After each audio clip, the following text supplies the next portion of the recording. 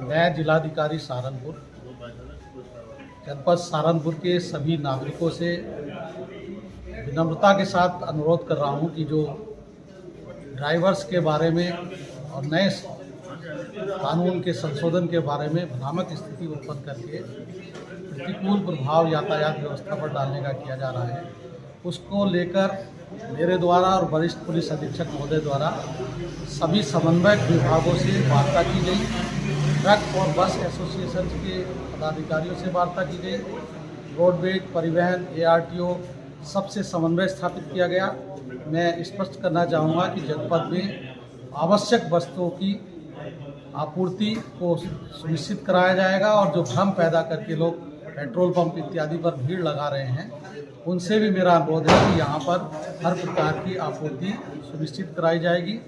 जैसा कि आप जानते हैं और यह सबके लिए आवश्यक है, जो भी हमारे ड्राइवर हैं वो बहुत ही महत्वपूर्ण कार्य करते हैं। हम सबके परिवारों की यात्रा को बहुत ही सुखमय ढंग से संपादित कराते हैं और उनका बहुत महत्वपूर्ण योगदान है, इसलिए वो हमारे परिवार के हैं। उनके मन में अगर किसी प्रकार की भ्रामक स्थिति उत्पन्न हुई है तो हम कार्यशाला के माध्यम से उन स्थिति को स्पष्ट करके उनको अपने साथ लाकर जन सेवार्थ उनका सहयोग प्राप्त करेंगे। धन्यवाद। और आज पुनः हम लोगों ने 2 बार बैठक की है।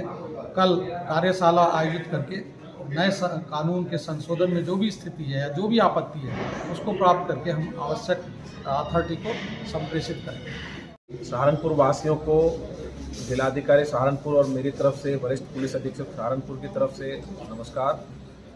ये जो एक भ्रम की स्थिति उत्पन्न की जा रही है, इसके बारे में आज हमने जो हमारे ट्रक और बस ऑपरेटर्स हैं और जो अन्य सम्मानित नागरिकगण हैं उनके साथ यहाँ कलेक्ट्रेट में एक गोष्ठी की है और इस पर विचार विमर्श किया है।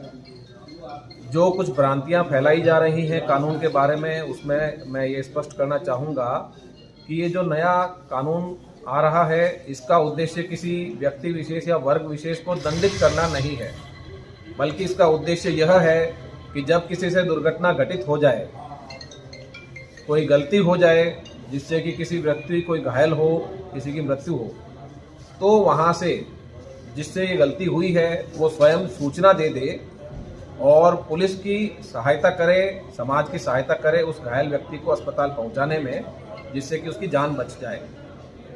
इसमें सूचना देना ज़रूरी नहीं है कि अगर किसी से दुर्घटना घटती है तो वो वहीं मौके पे खड़ा हो।